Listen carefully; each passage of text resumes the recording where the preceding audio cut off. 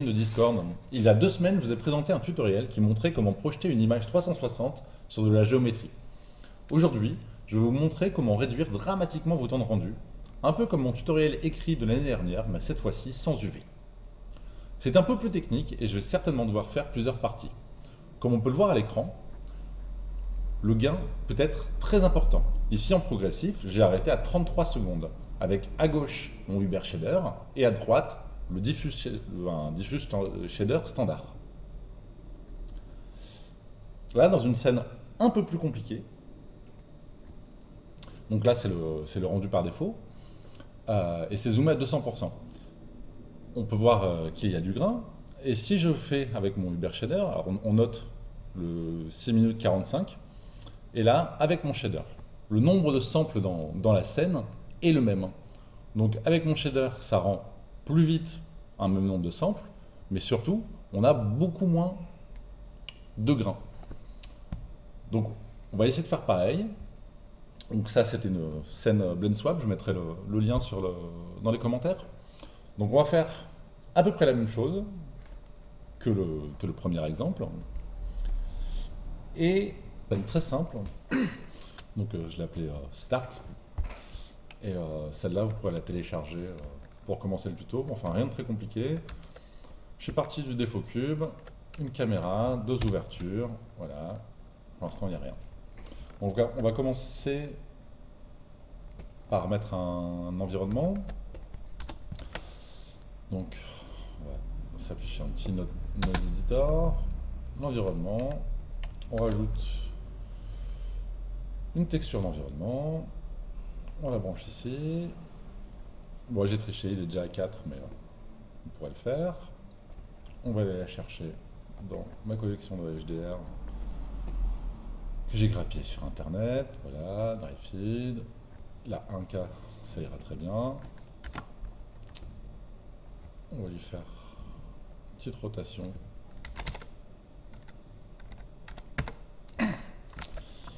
Et ça doit rendre voilà, quelque chose comme ça, comme l'image de tout à l'heure. Donc on voit, là, bon, je suis à 32 samples, qu'il va falloir beaucoup de samples pour qu'il n'y ait plus de grains. Alors là, ça va vite, c'est en petit, j'ai 3 GPU. Mais bon, c'est long quand même. Alors, on va s'occuper d'abord de capturer la lumière. Pour capturer la lumière, je vais utiliser des caméras. Des caméras que je vais mettre en, en panoramique, équilatérale. Ça va être pour pouvoir reprojeter un peu comme dans le tuto d'avant. Donc elle, je vais l'appeler probe 001 et une deuxième. Hop. Alors c'est ici que j'aurais dû renommer. Probe 1, 2, et là. Probe 001. Pour lancer les rendus, parce que c'est plus simple, on va utiliser des marqueurs. Alors, on a trois caméras, donc on va avoir besoin de 3 frames. Sur la première, on met la première probe, donc un marqueur. View, bind camera to marker. Sur la frame 2, hop, on fait pareil. View, bind camera to marker. On va s'assurer que dans les dimensions, on a un ratio de 2 pour 1, comme dans tous les HDR panoramiques, donc c'est-à-dire 360 degrés fois 180 degrés. On va utiliser un render layer, alors là j'avais déjà fait, qu'on va appeler bake, et avec le compositing, on va aller sauvegarder seulement la lumière sur l'objet. Donc là il y a le subsurface, on n'en aura pas dans la scène, mais si on avait, ça aide aussi à accélérer le temps de rendu. Donc on ajoute tout ce qui est lumière et on va le sauver. On va faire un nouveau répertoire. Maps. Hop. Encore un nouveau répertoire. Baking. Je mets dedans. Mon file output, je l'appelle bake. Et maintenant, on peut lancer une animation. Donc là, on voit que j'ai mis 32 samples. Pour tester, ça suffit. Donc, est-ce que j'ai bien mes clés comme il faut? C'est bon. Cela n'en a pas besoin. De toute façon, j'avais l'épingle. Et voilà. Et je peux lancer la frame 1 et la frame 2 en animation pour sauver la map. Ça va aller assez vite. Hop. Alors, pourquoi ça donne ça? Simplement parce que mes caméras sont... Hop, je refais. Une, deux. Voilà. Donc maintenant, on peut s'occuper du shader. Alors, le shader de l'objet.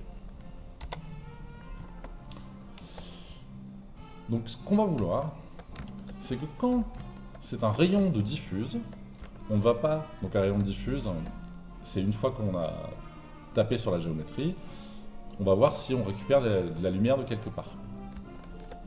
Donc, on va vouloir... Alors, il y a de la musique qui joue dans la rue, je suis désolé. Donc, on va dire, avec un input light pass, quand c'est un rayon de diffuse, on va émettre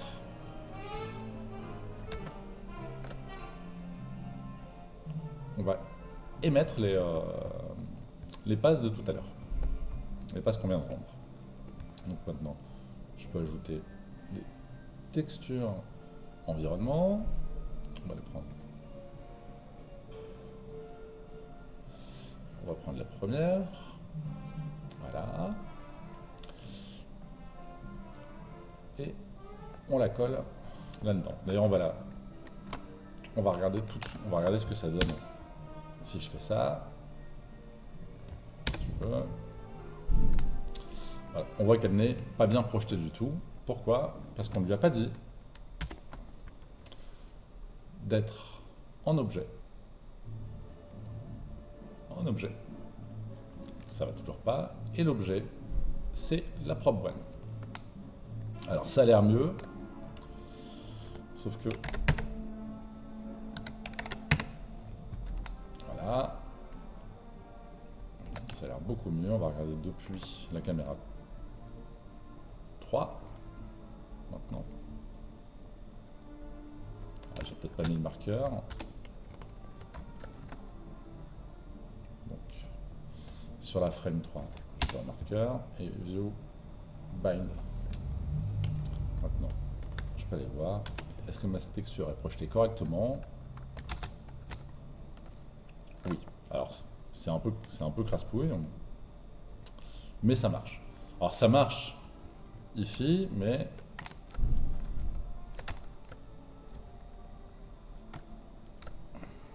ça marche pas forcément bien ailleurs. Là, on a des gros pixels, alors que là, c'est un peu plus fin. Comment on va régler ça? On va utiliser, alors déjà, on va peut-être pas en mettre la deuxième, donc là, je peux tout dupliquer. On va chercher le deuxième bake. On lui dit d'utiliser la deuxième probe. Et on va les mixer.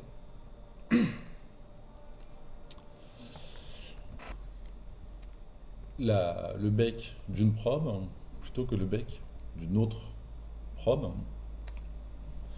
Mais ça va être la position dans la scène.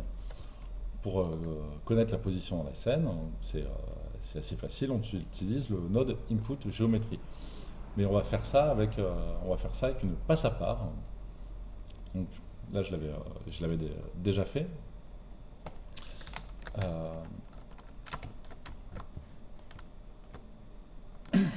Donc je vais faire un objet texte.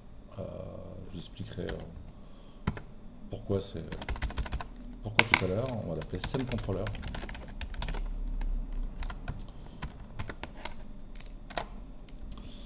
Et cet objet, on va lui faire un nouveau shader, donc je vais appeler boss, qui va avoir un shader d'émission, et on va simplement émettre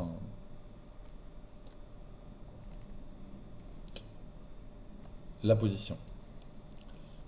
Le shader boss, on va s'assurer donc que il rend bien sur la frame 2 et sur la frame 1 et pas sur la frame 3. Dans le node editor des passes, on va le plugger dans un... Bah, je vais le refaire. On avait le file output, on en rajoute une, on appelle position. D'ailleurs, pas position, mais position. Position. Là, il fallait dupliquer ce render layer, prendre le position, hop, et l'envoyer là-dedans. Et du coup, si je rends donc mes deux premières frames, donc sans border, c'est mieux. Le render disabled, évidemment, ça marche pas. Là, c'est bon. 1, 2. Hop. On a fait le bake. Et on a fait la position. Ça va très très vite. On peut revenir sur le shader. Alors, on va se mettre sur la 3. Donc la position, on va la projeter avec les mêmes UV que pour l'environnement. Donc j'ai juste à dupliquer ma premier environnement. Je vais chercher le position. Pareil pour la deuxième. On va chercher le deuxième position. Alors je vais pas rentrer dans les maths qu'on va utiliser. Alors c'est pas le bon, c'est celui-là.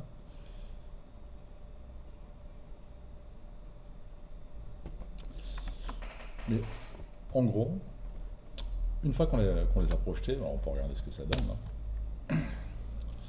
Ça donne à peu près la même chose que si on avait regardé ça. Alors il faut bien sûr lui dire qu'on n'est pas en couleur. J'ai trouvé que ça marchait mieux sans mettre d'interpolation, donc en closest. Donc couleur, closest.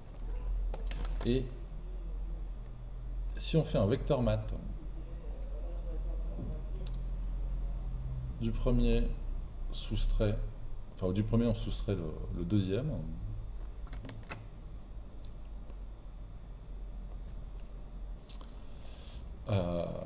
On se retrouve avec ce qu'on va appeler une map d'erreur, avec les parties sombres qui veulent dire qu'il n'y a pas trop d'erreurs, et les parties claires où il y a beaucoup d'erreurs. Donc, comme ça, a priori, ça a été pris pour celle-là. Comme on voyait dans le couloir, ça passait plutôt pas mal. Mais on aimerait bien avoir une map en niveau de gris pour celui-là. Donc, on va demander encore, on va faire encore un vecteur mat en dot product. Et voilà. Et là, du coup, maintenant, on va dire une map d'erreur. La map d'erreur va nous permettre de savoir si on utilise ou pas la map avec un seuil. Donc on va se rajouter une value qu'on va appeler seuil.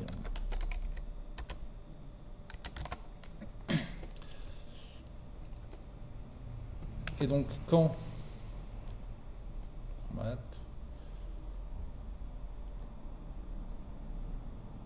la valeur est en dessous du seuil, donc less than, là, on va dire par exemple point 1. Quand l'erreur est en dessous du seuil, on utilise la map. Sinon, on ne l'utilise pas. Et on va pouvoir faire un autre groupe, parce on va l'utiliser plusieurs fois.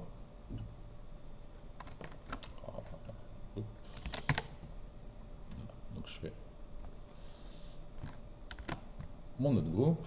Donc là, celle-là c'est use it or not.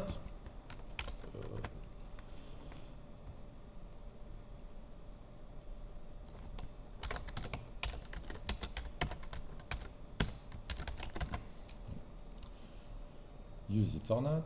Et ça c'est seulement la valeur d'erreur. Pourquoi je récupère la valeur d'erreur? Bah, alors, le seuil, j'aurais peut-être dû le seuil, je vais je vais le sortir. Ça va être plus simple. Hop, non, je veux le voir. Maintenant, je peux aller voir ce que ça donne pour le deuxième. On voit que c'est à peu près l'inverse, hein. Comme c'est symétrique. Et alors, j'ai inversé error et value. Enfin, j'ai inversé le value, c'est error. Et celui de l'error, c'est use it or not. Voilà, ça va être mieux. Donc, blanc on s'en sert, noir on s'en sert pas. Encore pareil. Et une fois qu'on sait qu'on s'en sert ou qu'on s'en sert pas, donc là on peut le faire. Attends, je peux tout rapprocher, ça va être plus simple pour vous, plus lisible. Puis on va arrêter de calculer des samples ad vitam pour rien. Donc on sait qu'on s'en sert, on s'en sert pas. Donc ça veut dire qu'on va prendre la valeur maximum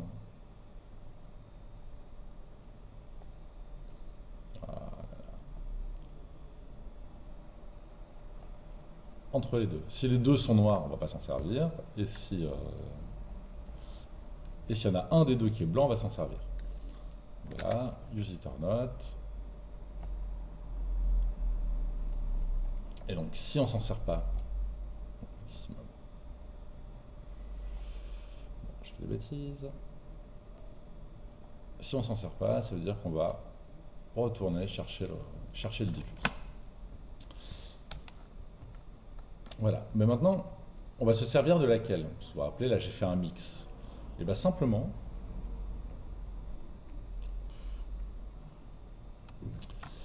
on va pas se servir des deux, on va pas vraiment les mixer. On va prendre celle qui a le moins d'erreurs.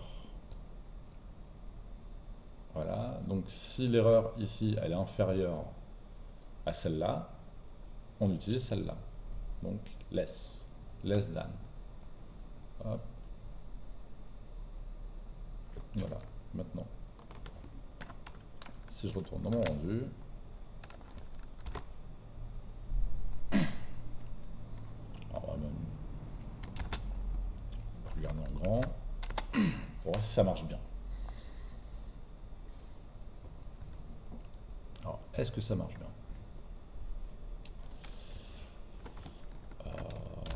J'ai l'impression qu'on s'en sert pas du tout. Non, on s'en sert pas du tout. Ça veut dire que j'ai fait une bêtise. On utilise l'émission. Ah, ça aussi, il faut que je vous explique. On utilise l'émission quand on est comme ça, et on utilise ça. Alors, c'est peut-être trompé. C'est le minimum.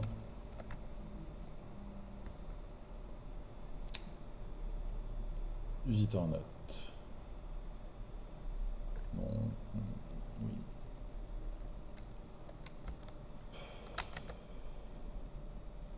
C'était ça. Voilà. Je vais venir. On voit que ça calcule beaucoup plus vite. Et il faut que je vous explique ce nœud-là, parce que j'avais pas fait tout à l'heure. Donc on va désactiver ça, et vous allez voir ce que ça donne. Donc on voit que globalement c'est rapide, mais on se retrouve avec du spotchy dans les angles. C'est parce que on va passer en mode cap, ce sera plus sympa. On va dire que la caméra est là. La caméra regarde un point ici, et le point il va rebondir, hop, tout de suite à côté. Ça va partir dans tous les sens, mais il y en a quand même pas mal qui vont aller taper, sur le plafond. Et comme sur le plafond, on a une map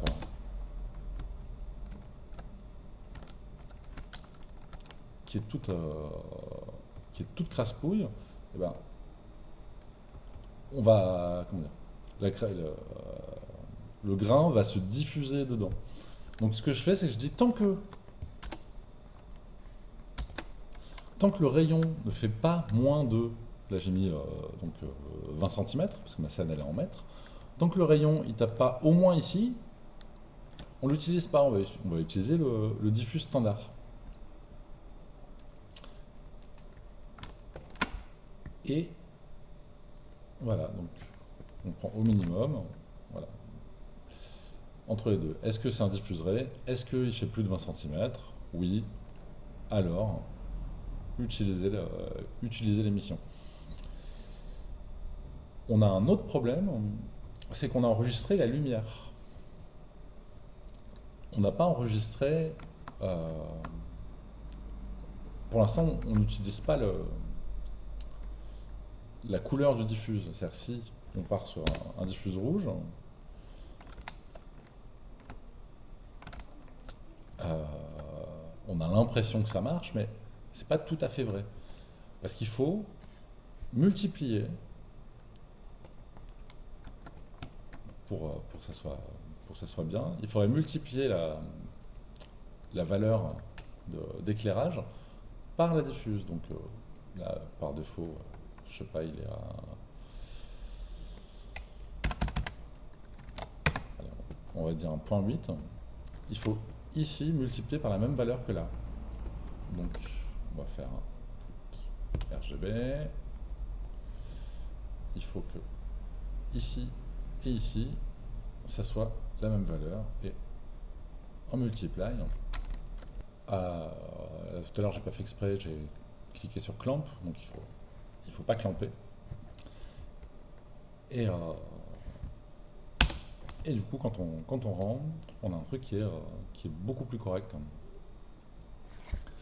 Euh, Maintenant, on va revenir sur l'objet texte de tout à l'heure. Alors, mon objet texte, bon, je vais l'enlever. On va lui rajouter une propriété, donc une custom properties dans l'objet. On va l'appeler use baking. Voilà. Par défaut, on va dire 0, là, 0, ici 1. Voilà, donc elle peut bouger qu'entre 0 et 1. Et on va venir, dans le shader encore une fois. Et on va faire une valeur. Et on va lui mettre un driver. Donc maintenant dans le Graph Editor, on va se mettre un driver. Là, hop. Donc on va prendre la variable de l'objet texte. C'est pas une variable, c'est une propriété donc de l'objet texte. Et on va taper crochet, guillemets, voilà. Crochet, guillemets, use baking. et var, et là, on va dire var, update, si jamais.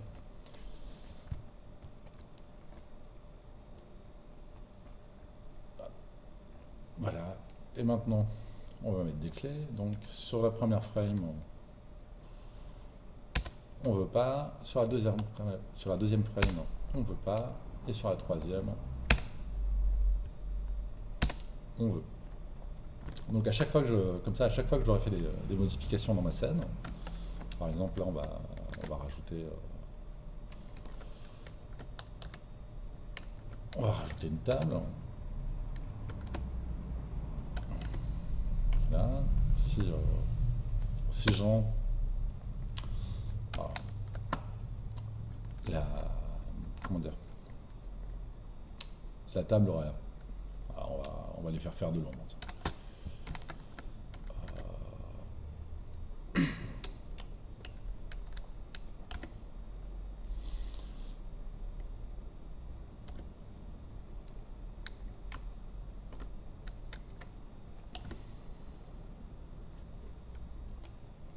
Vous voyez là comment dire la ça se voit pas ici, mais il y a toujours de la lumière qui part de ce point-là, parce que dans le bec, il n'y avait pas encore la table. Alors comme la table, hein, bon, elle a pas le shader, hein. Et puis surtout, il faut venir mettre ça ici. Le L'ancien bake, donc c'était celui-là, émission.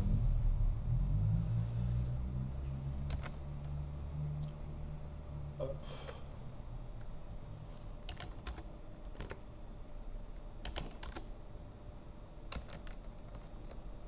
Le bec prend pas en compte la, la table et la. Donc on a besoin de re-rendre. Donc là, du coup c'est simple, on va dire Baran, tu vas me dire la dimension, il est là-bas. Tu vas rendre toutes les passes, on va vérifier que les samples ne sont pas déconnants. Bake 128, ça a l'air très bien. Position 4, c'est bien. Et puis la 512, on va laisser 0 et utiliser les valeurs de la scène. Et donc si je fais un animation, on va se retrouver avec la. Pourquoi il ne montre rien? C'est bizarre.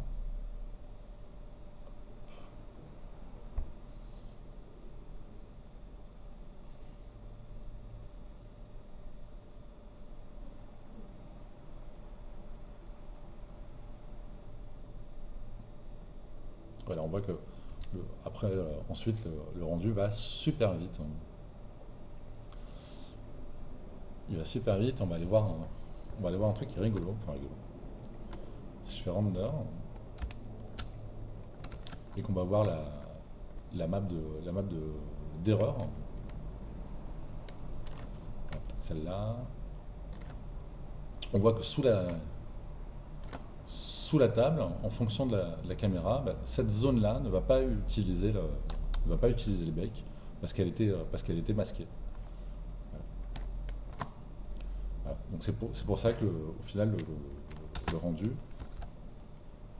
même si on a du baking, euh, il reste correct.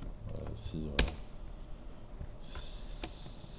je regarde alors, Composite Render Layer 2, donc là on est à 11 secondes 40, on a 512 samples, donc slot 2.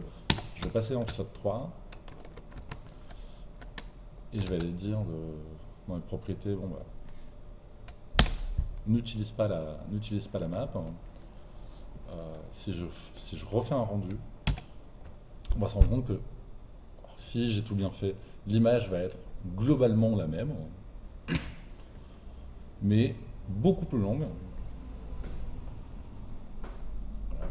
Désolé, hein, je vais vous faire attendre 20 secondes. Mais le rendu est beaucoup plus long, avec beaucoup plus de grains. alors que notre bec il avait mis que quelques secondes. Donc le gain est super, super important, super intéressant. Ça, ça marche en anime, c'est juste qu'il faut calculer d'abord le bec animé. Voilà, si je fais un avant, après, donc là on a beaucoup, enfin très peu de grains pour 11 secondes comparé à beaucoup de grains et 32 secondes. Voilà, après il ne vous reste plus que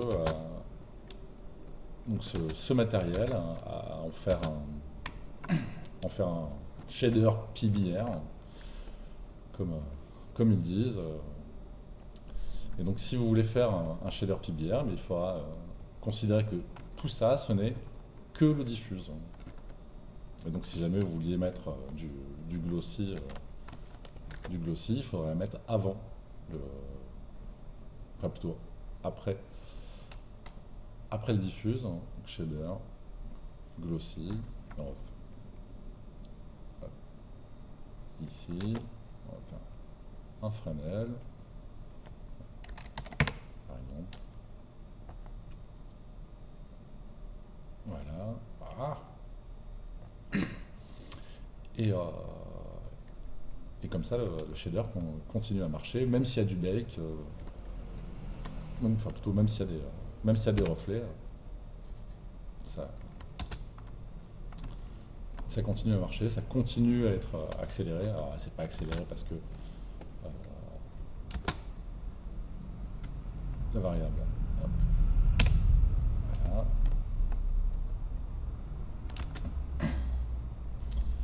Et bien sûr, maintenant que j'ai mis du glossy, il faudrait que je refasse le bake, parce que le glossy a enlevé un peu de lumière à la diffuse. Et, euh, et ainsi, enfin, voilà. Il ne vous reste plus qu'à faire joli note group pour et à le sauver dans votre scène par défaut et à utiliser ça tout le temps. Moi maintenant, dans ma scène par défaut, j'ai déjà les marqueurs, j'ai déjà les deux probes. Alors, sur le même principe, vous pouvez en rajouter une troisième, ça m'est arrivé récemment. Et, et voilà, vos rendus vont aller beaucoup plus vite. Si vous avez des questions, ben, n'hésitez pas à les poser en commentaire ou à m'envoyer un petit mail. Si vous voulez me motiver à faire d'autres vidéos, eh ben, vous pouvez mettre un pouce, vous inscrire à ma chaîne. Et, et voilà. Et je vous dis bah, à bientôt.